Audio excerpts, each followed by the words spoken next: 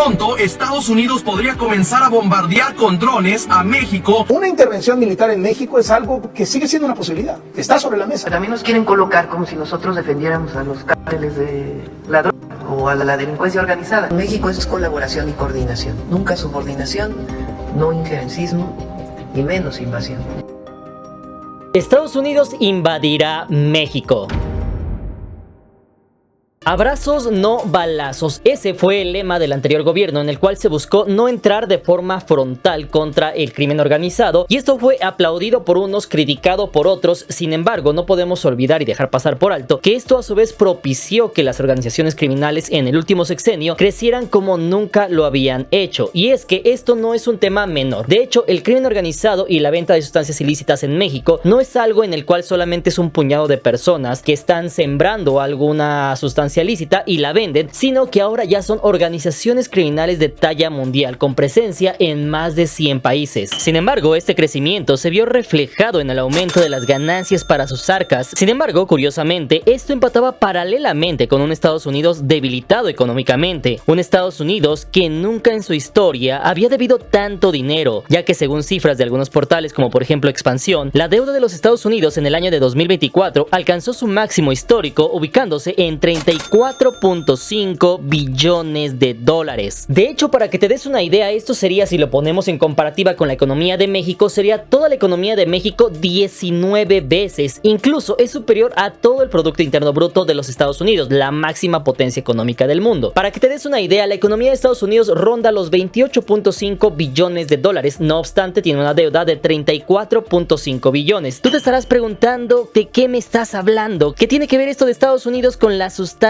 ilegales de México y la posible invasión al país? Pues permíteme explicarte, pues aunque no hay datos oficiales que lo digan abiertamente, sí podemos ver algunas alarmas que nos dejan ver que el mayor problema de los Estados Unidos no es la adicción de sus habitantes, ya que si realmente quisieran salvar a sus habitantes, ya lo hubiera arreglado si utilizara todo el poder que tienen los Estados Unidos. Seguramente este problema ya se hubiera acabado hace varios años. ¿Dónde está el gran consumo? En Estados Unidos. ¿Quién vende el fentanilo en Estados Unidos? ¿Cuáles son esos cárteles que venden el fentanilo en los Estados Unidos? ¿Dónde está el lavado de dinero? Sin embargo, ¿qué pasaría si pensáramos que ese no es el problema más grande que tienen los Estados Unidos, sino que hay algo detrás de esto? Y estamos hablando de que posiblemente eso sea nada más y nada menos que la economía de los Estados Unidos, una economía debilitada, una economía que en últimos años ha estado gastando mucho más de lo que produce. Porque ¿qué pasaría si te dijera que Estados Unidos estaría buscando recapitalizarse para evitar que su economía se contraiga? Esto como en la Gran Depresión del año de 1929. De hecho, si eres un poco observador, te darás cuenta que casi todas las medidas tomadas por Trump tienen que ver con el dinero. Punto número 1, el tema de Ucrania. Se menciona que en efecto quiere acabar la guerra, pero algo que también se ha mencionado es de que le estaba cobrando a Ucrania una cantidad de 500.000 millones de dólares, y eso se lo cobraría en tierras raras, es decir, dinero. Punto número 2, el tema de Groenlandia, por ejemplo, que bien es cierto, es por un tema de seguridad también. Si en su momento esta perteneciera y fuera transferida a los Estados Unidos, esto incrementaría grandemente sus riquezas, como pasó en su momento con Texas o con California, dándole el acceso a nuevos yacimientos de petróleo, minerales, metales, etcétera. Todo eso incrementaría sus arcas. Punto número 3, el tema de las tarifas o los aranceles, los cuales ha mencionado que a todos los países que tengan un déficit con los Estados Unidos les impondrá aranceles o tarifas para que de esta forma los demás países transfieran riqueza a los Estados Unidos. Punto número 4, el tema de Medio Oriente. Ha mencionado que quiere hacer en la Franja de Gaza una riviera del Medio Oriente en la cual la va a administrar Estados Unidos, y de esa forma tendría ingresos por ese lado del mundo. Punto número 5, tenemos también el de Estado 51, es decir, Canadá, que muchos lo toman a razón de broma. Sin embargo, todo parece indicar que no es en razón de broma. Pero ¿qué pasaría si de aquí a mañana Estados Unidos tuviera el acceso a todos los recursos naturales de uno de los países más grandes del mundo? En ese entonces Estados Unidos podría solventar gran parte de su deuda. Y punto número 6, también Estados Unidos está buscando su propio nearshoring, es decir, lo que se buscaba era traer empresas a México porque aquí era más barato producirlas, y empresas como Apple, como Tesla, como Ford, BMW, Mercedes-Benz estaban llegando al país. No obstante, durante los primeros días del gobierno del presidente Trump, él ha mencionado y dijo públicamente que a las empresas les convenía más estar en los Estados Unidos. Y estos son solo algunos de los ejemplos, pero si te das cuenta, en todos y cada uno de ellos el dinero tiene un papel fundamental, ya sea a modo de tarifas, de aranceles, de traer empresas, de generar empleos, pero siempre tiene un trasfondo económico. Y es que que tampoco es casualidad que Trump haya hecho recortes como en Argentina para ahorrar dinero, que quite programas de inclusión que gasten recursos, que hayan descubierto desfalcos millonarios en el gobierno de los Estados Unidos o que se retiraran programas que generaban gastos para darle dinero a países como Guatemala e incluso el programa del CBP One. Es así como podemos ver que buscan ahorrar dinero de todos los lugares posibles y sí, todas estas decisiones tienen que ver con dinero. Y ahora que ya te conté todo esto, ¿dónde crees que también puede encontrar dinero? Para esto ni siquiera necesita ir al Medio Oriente, a Asia, a Europa, simplemente tiene que voltear hacia el sur y tenemos otro gran negocio que está en su frontera sur. De hecho, para que te des una idea, en el año de 2018, una investigación de la Universidad Nacional Autónoma de México señaló que la industria criminal genera cada año ingresos brutos por un estimado de 600,000 millones de pesos, es decir, aproximadamente 33,165 millones de dólares, lo cual sería más grande que toda la economía de Jamaica o Haití. Todo esto sin contar la riqueza acumulada durante décadas y dinero generado por otras actividades como por ejemplo extorsiones o paso de migrantes, y tampoco tomando en cuenta las actividades de ganancias generadas por el lavado de dinero con empresas legales. También, de acuerdo con el libro Narcocomics publicado en el año de 2016, el valor del negocio del tráfico de drogas a nivel mundial en ese entonces era de 300,000 millones de dólares. Así que hoy día seguramente será muchísimo más grande este negocio, lo que ha convertido al narco en el negocio criminal más rentable del planeta. Y como ya les comenté en otro video, cuando hay un negocio así de rentable, todos quieren su rebanada del pastel, y es aquí donde posiblemente todo tenga sentido y conexión. Estados Unidos es la cuna del capitalismo, un modelo que ha permitido al mundo entero crecer y desarrollarse como nunca en toda la historia. El imperio estadounidense se fundó en el capitalismo, la libertad y la justicia, esto en un país protestante. Sin embargo, eso fue hace casi 250 años. No obstante, a día de hoy, las dos herramientas más poderosas que tienen los Estados Unidos para influir en todo el mundo y mantener su poder son ahora su ejército y, curiosamente, el dólar estadounidense. Y es que el poder de los Estados Unidos deriva y proviene pasando la Segunda Guerra Mundial. Una vez de que termina la Segunda Guerra Mundial, por un lado tiene el poder militar, es uno de los ejércitos más poderosos del planeta, obviamente con todo lo que pasó en Japón, etcétera, pero también nace un nuevo poder que hasta entonces no habíamos visto en otros países. Logra que con los acuerdos de Bretton Woods firmados en el año de 1949, justamente el patrón oro se ponga con el dólar, es decir, el dólar estaba respaldado por oro. Si tenías un dólar, ibas al banco y le decías, cámbiame un dólar por pepitas de oro, y te daban el equivalente en oro. Y esto aunado a que los países comenzaron a aperturarse al mundo, es decir, una pequeña globalización o los inicios de la globalización, permitió que los países se reconstruyeran rápidamente. No obstante, esto no duraría mucho, pues en los años 70 justamente se acabó el patrón oro. En ese entonces se dice que algunos de los países como Francia, Inglaterra, etcétera, estaban pidiendo a Estados Unidos sus reservas de oro, porque en su momento se las habían dado a Estados Unidos para que se mantuvieran seguras. Con esto se hace el dólar, pero ahora los países ya no estaban tan seguros de que aún Estados Unidos tuviera el oro. Se lo piden, no obstante, Estados Unidos no se los puede entregar, no se los muestra, y esto se guarda en el Fort Knox. En ese entonces lo que pasa es que justamente renuncian al patrón oro y ya no te van a cambiar tus dólares por oro. Justamente en ese entonces, para mantener la hegemonía del dólar, recurren a un material que en ese entonces estaba de moda y en auge, y estamos hablando del petróleo. Y de hecho justamente ahí nace el término llamado petrodólares. Aquí lo que se hizo es que Estados Unidos fue a Arabia Saudita, a los países petroleros, y les dijo, ¿sabes qué? Que vamos a hacer negocios, pero todo tu petróleo lo vas a vender en dólares. Y en ese entonces los Estados Unidos nuevamente acaparan el comercio mundial del petróleo. En ese momento solamente se podía comprar y vender en dólares. Sin embargo, en los últimos años también ese poder lo ha ido perdiendo Estados Unidos, y ahora lo único que le queda es simplemente apalancar el dólar en su ejército, en su fuerza militar. The Federal Reserve is nothing federal. It has no reserve. So they do bring more money and they rob you from your wealth. Interest payments on the national debt just exceeded the Defense Department budget. They're over $1 trillion a year, just in interest. Elon Musk, el hombre más rico del mundo nombrado por el presidente Donald Trump al frente de una comisión para reducir el gasto federal, dijo el martes que Estados Unidos irá a la quiebra sin recortes. Así que, ¿será acaso que los dirigentes de Estados Unidos saben que el problema no es su población adicta, sino quizás su deuda? Porque si no lo recuerdan, Estados Unidos ya ha aumentado su techo de deuda varias veces. Hace apenas unos años con Biden se tensó Estados Unidos al no saber si podrían incrementar su techo de deuda. Más tarde se les dio luz verde, la pudieron aumentar y así le permitió al país continuar funcionando. Sin embargo, ¿qué pasaría si este año o el que sigue los Estados Unidos ya no pueden elevar su techo de deuda? Y es así como quizás esto ha hecho que se lleguen a buscar adelgazar el gobierno, incluso llegando a encontrar que se les daban pensiones a personas de más de 160 años de edad en los Estados Unidos. En su afán de recortar, Musk tuvo una ocurrencia la semana pasada, mandar un correo correo a miles de funcionarios para que reportaran qué habían hecho la semana anterior. Si no respondían, lo iba a tomar como un despido. Seguros sociales registrados de personas de 160 años de edad a 229 años de edad. Sin embargo, ahora que ya sabes todo esto, ¿será una casualidad que el año pasado hayan capturado al Mayo Zambada? ¿Será casualidad que hayan capturado a uno de los líderes y fundadores de uno de los cárteles más poderosos de México y que actualmente se encuentre en Nueva York? Sin embargo, como dicen, en la política no existen las casualidades, así que hasta este punto tú ponme en la parte de los comentarios qué opinas sobre todo esto. ¿Crees que, punto número 1, Estados Unidos está buscando una forma de recapitalizarse, de encontrar nuevas fuentes de ingresos? Punto número 2, si crees que Estados Unidos está buscando la forma de ingresar en nuevos negocios. Y punto número 3, si tú crees que en efecto Estados Unidos está preocupado por la vida de sus ciudadanos que consumen sustancias ilícitas y si adicional a ello le preocupa mucho la seguridad de México. Te leo en los comentarios.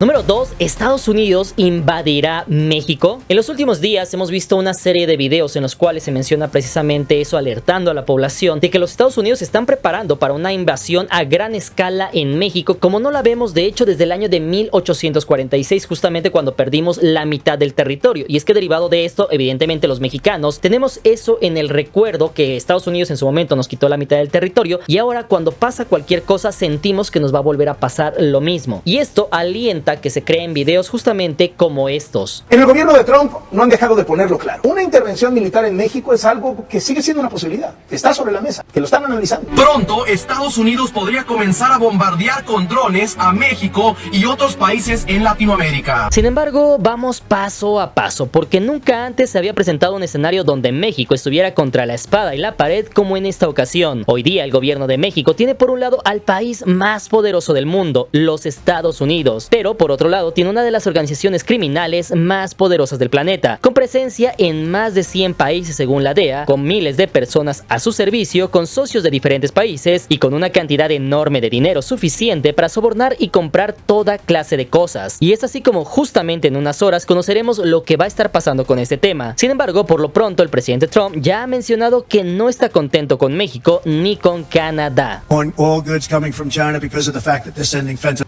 into our country through Mexico, by the way. Pero ahora el gobierno mexicano ya no solamente está preocupado por evitar los aranceles, los cuales de hecho serían devastadores para una economía mexicana en pleno desaceleramiento, sino que ahora tiene otra batalla que pelear, los cárteles. De hecho, esta justamente sería la razón de ser de los aranceles, pues apenas la semana pasada, el gobierno de Estados Unidos ha designado a 6 cárteles mexicanos y 2 organizaciones criminales de El Salvador y Venezuela como organizaciones terroristas, las cuales son el Tren de Aragua de Venezuela, la Mara 13 de El Salvador, el Cártel de Sinaloa, Cártel Jalisco Nueva Generación, Cárteles Unidos, Cártel del Noreste, Cártel del Golfo y la Familia Michoacana. Y es que esto pasó poco después de la pausa a los aranceles, justamente cuando vimos un avión espía por las aguas internacionales entre las costas de Baja California y Sinaloa. Un hecho sin precedentes ocurrió hoy lunes 3 de febrero cuando un avión espía de la Marina de los Estados Unidos, conocido como River Joint, su especialidad es la intercepción de comunicación. Y esto justamente trajo una psicosis en el colectivo, trajo que muchos videos se hicieran virales y que las personas o los internautas se preguntaran si esto era el principio de una invasión, si Estados Unidos en su momento se estaba preparando para hacer una invasión a gran escala en México. Sin embargo, cabe mencionar que podemos rescatar algo. Punto número 1, el secretario de Estado de Estados Unidos, Marco Rubio, habría mencionado que en efecto se habrían algunas incursiones, pero esto en cooperación, es decir, iba a cooperar el gobierno de los Estados Unidos con inteligencia, se le iba a pasar a México y de esta forma México podría actuar en su territorio. Esto lo dijo en algunas declaraciones. Punto número 2, también la presidenta de México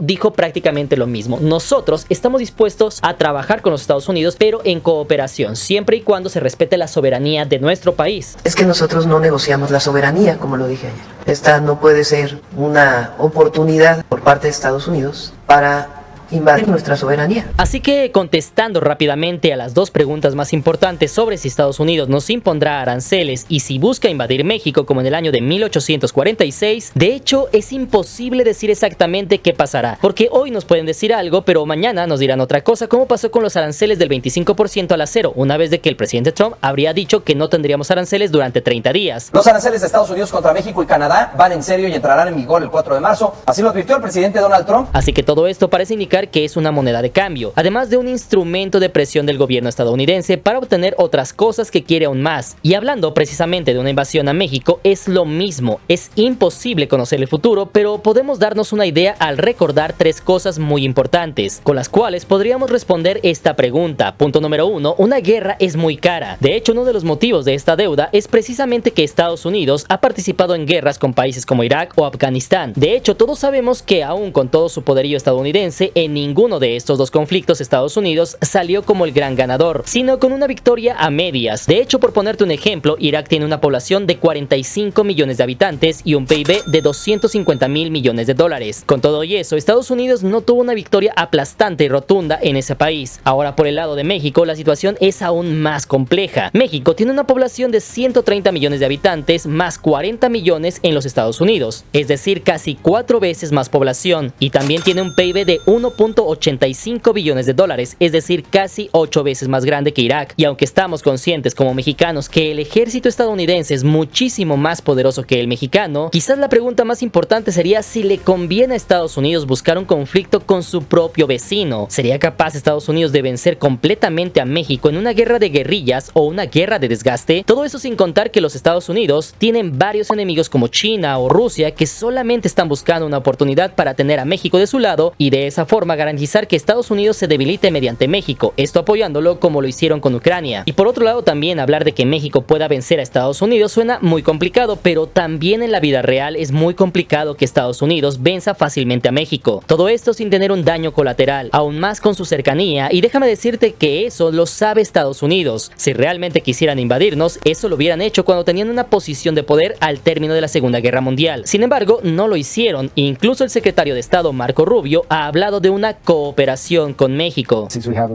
But if they're located in a third country, like operating out of Mexico, we can now share that information with our Mexican partners. It's their country, and they can action that item because it poses a threat to both of our countries. Es decir, Estados Unidos con sus drones y tecnología puede proveer de información al ejército mexicano, el cual ahora puede actuar en su propio país, tal cual ha pasado en los últimos 20 días, donde se han hecho más de 600 detenciones, algo no visto en muchos años. Se comparte mucha información e inteligencia con Estados Unidos, recíprocamente. Ellos comparten información con México en el marco de nuestra soberanía. Y el punto número 2 es precisamente el tema económico. Como ya te comenté, la economía de Estados Unidos no está en su mejor momento como en los años 50 o 60, es decir, tiene una gran competencia con China y aunque no lo van a admitir, sus finanzas están en números rojos. Entonces, realmente sería muy improbable pensar que Estados Unidos ataque de la noche a la mañana a uno de sus grandes socios comerciales. Y punto número 3, tenemos al presidente de los Estados Unidos, que por muy extravagante que parezca con sus declaraciones, es un hombre razonable. Ha sido de hecho el único presidente desde el año de 1980 que no lleva a su país a la guerra en su primer mandato. Él es un empresario que busca acuerdos, negociaciones, buenos tratos, ganancias, creación de riqueza, todo eso usando una estrategia de poder, de amenaza, y es por eso que todo parece indicar que el presidente Trump sabe que no le conviene a su país hacer una invasión a México. De hecho, él nunca ha mencionado una invasión al país, sino una lucha contra las organizaciones criminales, lo cual es muy diferente, pues en ningún momento los Estados Unidos han amenazado al pueblo de México, sino al crimen organizado. Que después de la designación de los cárteles de la droga como organizaciones terroristas, ahora puede compartir información al gobierno mexicano sobre estos grupos. No sé tal cual si una invasión, pero sí es verdad que Estados Unidos está pasando por un momento muy frágil, muy frágil. O sea, creo que su economía no había estado tan frágil en los últimos 70 años. Sin embargo, hasta este punto, la pregunta real sería ¿a qué costo piensan ayudarnos? ¿Por qué lo hacen? ¿Qué van a ganar ellos? Porque nada es gratis en este mundo y menos con el tío Sam.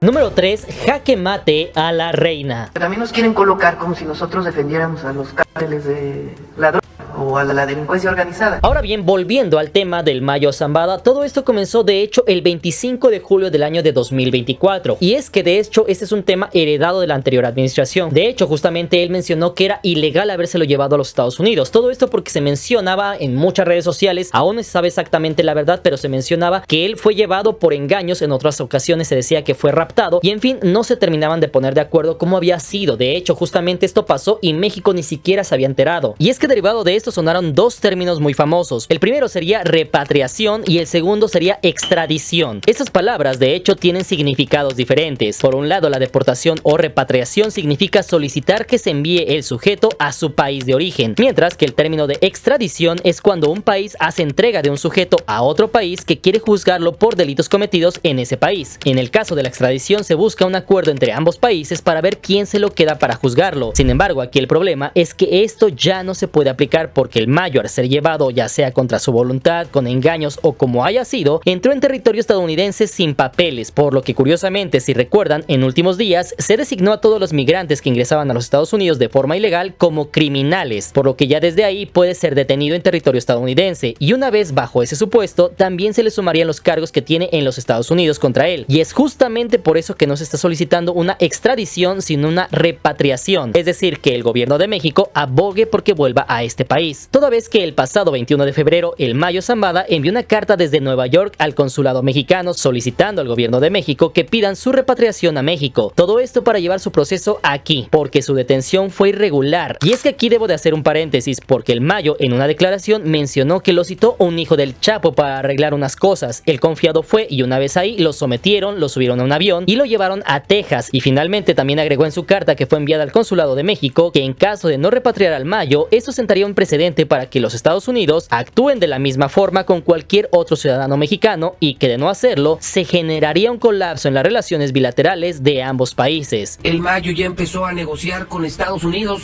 Ayer yo le contaba de una probable pena de muerte y parece que el Mayo soltará la sopa. Y todo esto lo haría precisamente para evitar la pena de muerte en el país del norte, toda vez que ahora ya han sido declarados los cárteles como terroristas. Sin embargo, aquí lo interesante es que esto desató múltiples teorías, porque muchos decían que por qué le daba órdenes al gobierno de México, que por qué el gobierno de México se dejaba chantajear. Pero aquí viene la realidad. ¿Será cierto que solamente porque es el Mayo se está analizando la posibilidad de repatriarlo? Pues vamos a ver rápidamente. Como ya te comenté, el Mayo está buscando evitar la pena de muerte, y resulta ser que ante esto sí hay precedentes del gobierno de México, donde ya han actuado para evitar que los connacionales lleguen a esta suerte. De hecho, si no me crees, según el portal de la Segov, desde el año 2000 se creó un programa de asistencia jurídica a casos de pena capital en Estados Unidos, porque como todos sabemos, la pena capital no existe en México, pero sí existe en los Estados Unidos. De hecho, se puede leer lo siguiente en su portal. La Secretaría de Relaciones Exteriores creó en septiembre del año 2000 el programa Asistencia Jurídica a Mexicanos Sentenciados a Pena de Muerte. Esto en respuesta a las personas mexicanas que enfrentaban la pena capital en ese país, así como para mejorar la calidad de la defensa desde el momento de su detención hasta los procesos post-sentencia, tanto en aquellos estados que autorizan la pena máxima como en la jurisdicción federal. Y es que de esta forma han evitado que cientos de mexicanos lleguen a la pena capital en los Estados Unidos. Esto a su vez ha dividido opiniones, pues algunos están a favor y otros en contra, pero algo que es verdad es que en términos de derechos humanos, estos aplican a cualquier persona, incluso a aquellos que han cometido delitos. Por si fuera poco, en el anterior sexenio, el expresidente Andrés Manuel López Obrador presumió que la Secretaría de Relaciones Exteriores habría logrado evitar o revertir durante un lapso del 1 de septiembre del año 2022 al 30 de junio del año 2023 18 penas de muerte imputadas contra mexicanos en los Estados Unidos. Se atendieron 118 casos y se logró revertir o eliminar la pena de muerte en los casos antes mencionados. Así que solo como referencia, recordemos lo que pasó en 2008, cuando 3 hermanos mexicanos fueron detenidos en el estado de Johor por la Policía Real en Malasia. Y fue así como Simón Luis Alfonso y José Regino González Villarreal fueron en 2012 sentenciados a la pena al haber sido encontrados culpables por el delito de narco. Y para ese caso la Cancillería brindó asistencia y protección, con apoyo legal, visitas consulares, gestiones y negociaciones de por medio. Y es que de hecho este es un tema bastante complejo, porque aquí se van a dividir las opiniones. Muchos estarán diciendo que no, que por qué se les va a respetar los derechos humanos de estas personas que han cometido crímenes cuando ellos no respetaron los derechos de sus víctimas. Esto tal cual como lo ha mencionado incluso el mismo presidente Bukele. No han defendido los derechos humanos de la gente honrada. Generalmente defienden como que todo el enfoque de derechos humanos internacional o de las ONGs incluso está enfocado en los derechos de los delincuentes, que tienen derechos. Nadie dice que los delincuentes no tienen derechos. Pero ¿por qué el enfoque es siempre en los derechos de los delincuentes? Y la gran mayoría de la gente honrada, nadie le importan sus derechos. Sin embargo, por otro lado, también tenemos a personas que están a favor de esto. ¿Por qué? Porque de esa forma se permite o se evita que algunos connacionales que están en otros países con esta pena de muerte lleguen a estas instancias. De esa forma se les salva y de esa forma el gobierno interviene para que los salven. En este punto, lo más importante aquí es que tú me digas en la parte de los comentarios qué opinas sobre esto. ¿Tú estás a favor o en contra? Y es que aquí confluyen dos puntos puntos muy importantes que el gobierno de México tiene que tener en cuenta y los cuales tiene que trabajar de hecho casi de forma milimétrica. Por un lado, el gobierno de México deberá tener especial cuidado en cómo responder a esta carta del Mayo, porque si se le hace caso se daría a entender que apoyan al crimen organizado, confirmando lo dicho por los Estados Unidos, que el gobierno está coludido con estas organizaciones. Sin embargo, por otro lado, si no le hace caso al Mayo, ya veremos qué pueda decir el líder de Sinaloa, pues quizás de información, nombres, etcétera, con lo cual generaría un efecto dominó, con el cual caerían muchas personas y políticos, y para colmo, todo esto se da a solamente unos días de la resolución de las tarifas a mercancías mexicanas, y es así como la presidenta ha mencionado que de ese tema se encargará la Fiscalía de la República, mientras ella ha mencionado que el gobierno no está coludido con ninguna organización criminal, que se debe de hacer cumplir la ley, y mientras pasa todo esto ya se ha deslindado de Morena y también del abogado del Mayo, que se ha hecho viral como ha sido condecorado en México y asistido a eventos del expresidente AMLO. Una responsabilidad de conservar el movimiento en términos de un proyecto de nación, pero ya no me corresponde ser militante de Morena. De hecho, la última vez que estuve en el Consejo Nacional de Morena, pues puse licencia a mi militancia, porque así debe ser. Primero, no conozco a la persona, pero sí es importante aclarar, porque sale una fotografía ahí en donde ni sé exactamente en qué lugar. Aquí nadie protege a un delincuente, nadie. Él y otras personas que hayan cometido delitos, pues tienen que enfrentarse a la justicia en México o en otros países. Nosotros no establecemos relaciones de contubernio con nadie. Y si la Fiscalía investiga, que investigue hasta cualquier persona. Y es así como tenemos otro tema importante, el cual es la soberanía y las armerías de Estados Unidos. Es así como este jueves la presidenta de México aprovechó esta turbulencia para enviar dos reformas constitucionales al Congreso de la Unión. La primera abarcaba el artículo 39 y 40 constitucional que tratan sobre la soberanía nacional, mientras que la otra reforma sería al artículo 19 constitucional. En esta designación de terroristas de los grupos delincuenciales en México, cárteles, tiene que quedar muy claro que esta no puede ser una oportunidad para invadir nuestra soberanía. El pueblo de México, bajo ninguna circunstancia, aceptará intervenciones, intromisiones o cualquier otro acto desde el extranjero que sea lesivo de la integridad, independencia y soberanía de la nación. Tampoco consentirá intervención en investigación y persecución alguna sin la autorización y colaboración expresa del Estado mexicano en el marco de las leyes aplicables. A cualquier nacional o extranjero involucrado en la fabricación, distribución, enajenación, traslado o internación al territorio nacional de manera ilícita de armas, se le impondrá la pena más severa posible, así como la medida cautelar de prisión preventiva. Y es que anteriormente habíamos visto cómo cuando Trump le dijo a Sheinbaum que tenía que detener el paso de migrantes y sustancias ilícitas, la presidenta en ese entonces le dijo que sí, que México estaba haciendo su parte y estaba dispuesta a cooperar, pero que también Estados Unidos tenía que poner su parte en la venta de armas a México. El gobierno de México estima que en los últimos 10 años llegaron entre 2.5 y 3 millones de armas ilegales a México desde Estados Unidos. Se calcula que hay alrededor de 800 tiendas de armas solo en la línea fronteriza, y es evidente quiénes son los compradores. Y es que en ese punto es entendible que de nada sirve que de este lado se trabaje si desde allá se les arma hasta los dientes, pues ya se ha visto justamente cómo el crimen organizado ha llegado a tener equipo de alto grado militar, desde lanzacohetes, armas personalizadas y hasta drones que se supone que llegarían a Ucrania pero han sido vistos en México. Y es que este es un tema muy importante porque a pesar de que el gobierno estadounidense no estaba muy convencido de ayudar con esto, y a pesar de que el presidente de Estados Unidos no ha hablado del tema porque es bien sabido que tiene una muy buena relación con las armerías de los Estados Unidos, aún con todo y eso, el secretario de Estado Marco Rubio mencionó que está trabajando en conjunto con México para detener la venta de armamento. And they are asking us to help them keep guns out of the hands of these cartels. A lot of these cartels, they're finding ways to buy guns or whatever in the United States, and they come back the other way. So we're working on a plan with them collectively, right? We're going to work together, them on their side of the border, us on our side of the border, so we can take care of it. Y es brutal. Había una minigun M134 con un valor de más de 4.200.000 pesos, capaz de disparar a más de 6.000 balas por minuto. Y resulta que esta arma es solamente producida y comercializada por Dillion Aero, una armería americana. Estas armerías han empleado una estrategia comercial para que sus productos apelen al gusto del mercado mexicano. Y es que justamente hasta este día aún no ha reventado la burbuja. Por un lado, a horas de que estoy grabando este video, aún no se sabe exactamente lo que ha respondido la Fiscalía a la carta del Mayo, cómo van a actuar, qué van a hacer. Punto número 2, a pesar de que se han visto drones de reconocimiento, aviones, espías, etcétera, aún no se ha visto la llegada de tropas de Estados Unidos hacia suelo mexicano, con lo cual se podría entender que lo que van a hacer es de que ellos van a aportar la inteligencia y posteriormente el ejército mexicano va a operar propiamente en su territorio. Y es que hasta este punto no se ha hablado nada de una intervención militar de Estados Unidos en México, no se ha hablado a escala mayor, es decir, que el gobierno o los Estados Unidos o su ejército ingresen tropas que vengan aviones, que vengan barcos, que vengan todas las tropas. Es decir, eso aún no se ve y aún está por ver qué va a pasar en próximos meses. Sin embargo, aquí lo más importante es que, por ejemplo, Elon Musk, que es una persona que ha estado muy metida en el gobierno de los Estados Unidos, ya mencionó y de hecho ya tuiteó que ahora ya era posible utilizar drones para bombardear a los cárteles en México. Y es que justamente esto valdría la pena analizarlo en otro video, porque esto ya ha pasado en otros países. Tenemos cómo se ha designado como terroristas al grupo de Al-Qaeda, a las FARC en Colombia, etcétera, a muchos lugares en los cuales ya se ha hecho esto previamente. Habría que revisar cómo se ha funcionado, cómo se ha hecho en estos países, en qué ha desencadenado, para ver propiamente cómo podría pasar esto en México. Drones de la CIA espían a cárteles mexicanos. De acuerdo con medios estadounidenses, serían drones MQ-9 Reaper, también conocidos como Predator B. Tienen una velocidad máxima de 480 km por hora y una autonomía de 20. De estos vuelos de drones, que por cierto,